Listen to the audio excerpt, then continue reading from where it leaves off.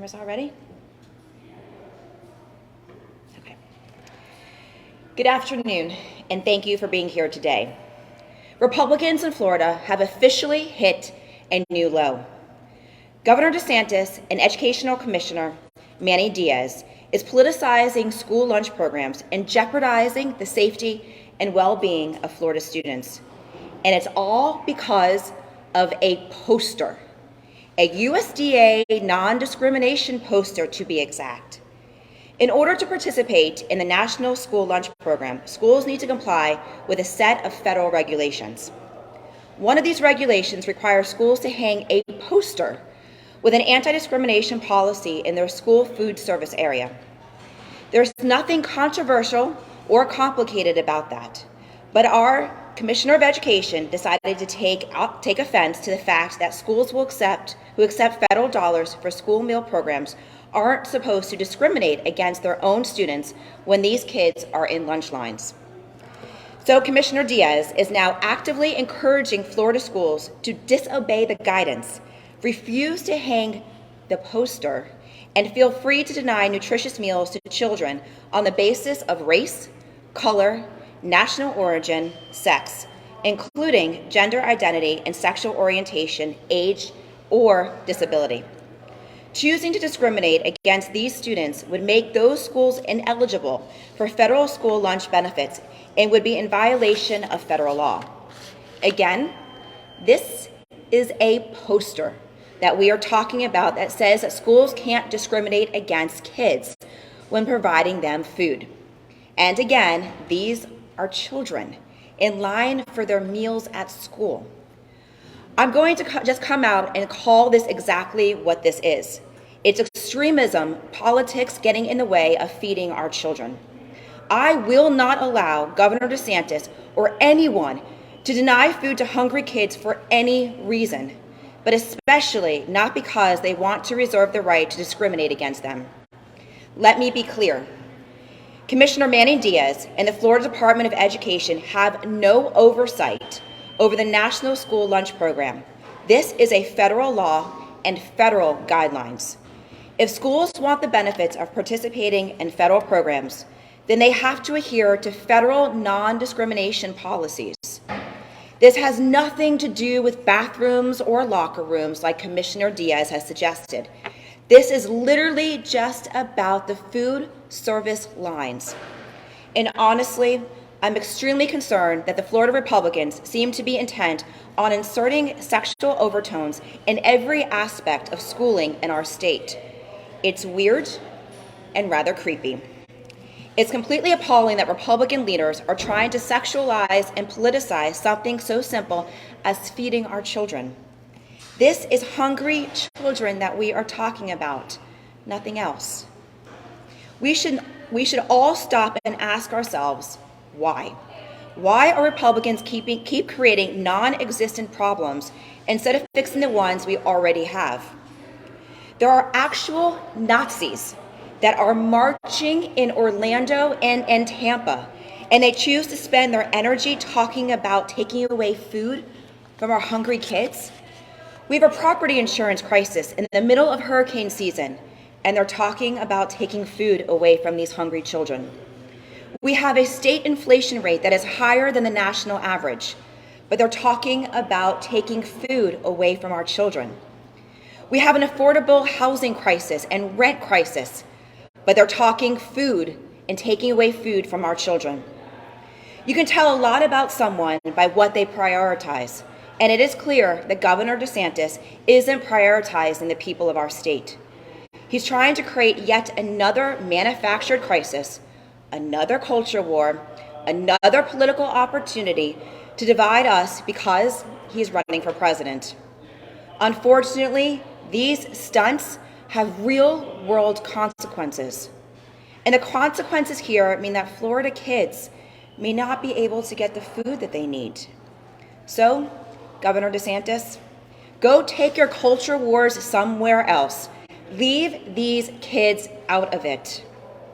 And Commissioner Diaz, we have a dire teacher shortage and crisis in our state. We have an actual crisis and we're risking funding for our school meals.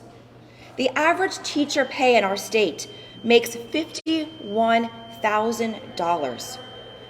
We rank 48th in the nation when it comes to teacher compensation.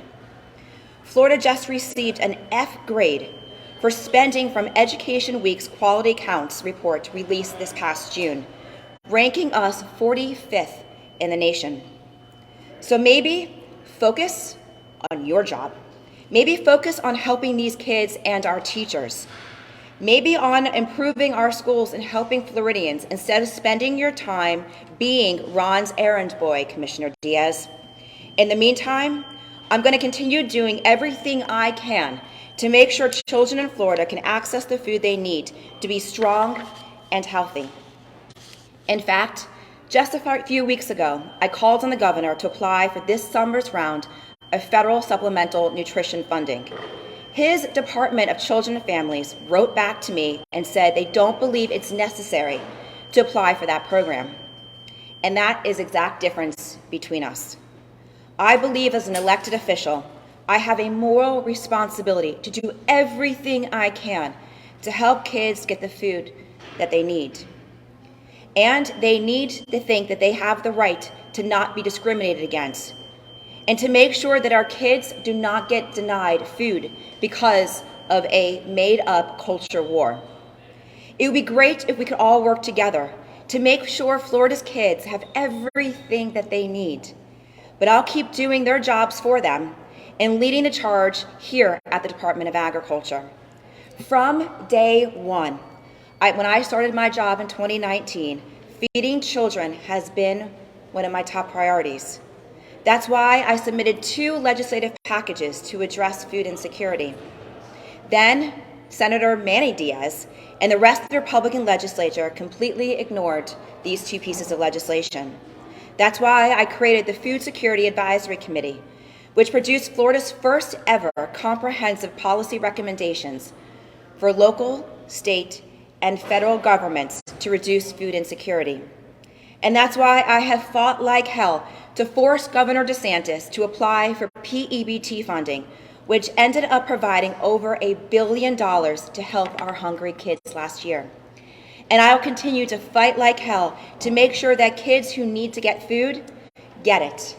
And I promise I will do everything in my power to make sure that that happens and that continues.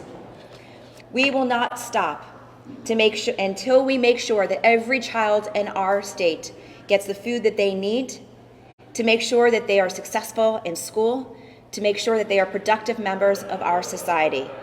And so I thank you all for being here today, and I will open it up to questions.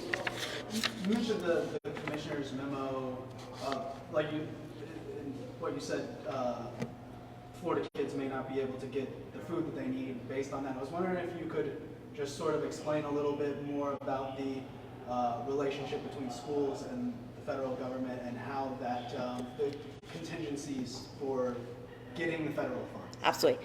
So the USDA puts out the rules and regulations per law of all of the feeding programs in the country, whether that is the school nutrition program, whether that's the connections and the relationship between our food banks, as well as SNAP benefits. And so we, as the state agency in dealing with the food nutrition program, we take those dollars and then we disperse them per the rules and regulations from the federal government.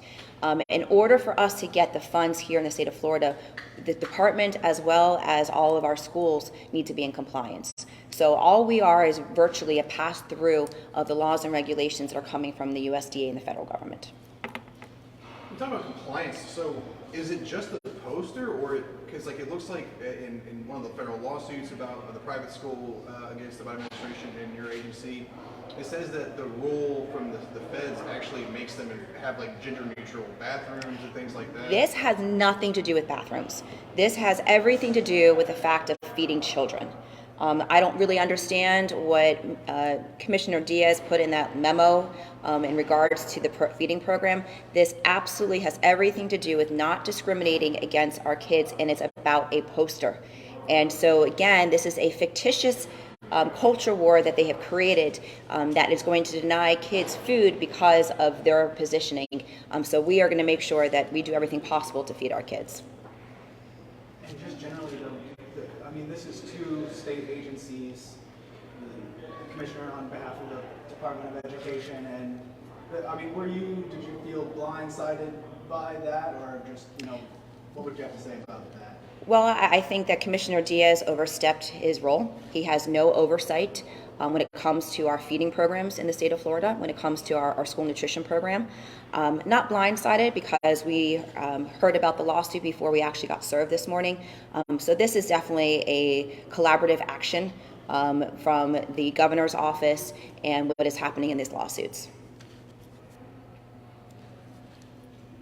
Commissioner Fried, I do have a question on behalf of the Exopan at Action News Jack. He says, Commissioner, are you of the belief that you must withhold school lunch dollars when schools out of compliance with this guidance? If so, are you prepared to withhold that funding? Look, as I just said, FDACS administers this program for the USDA.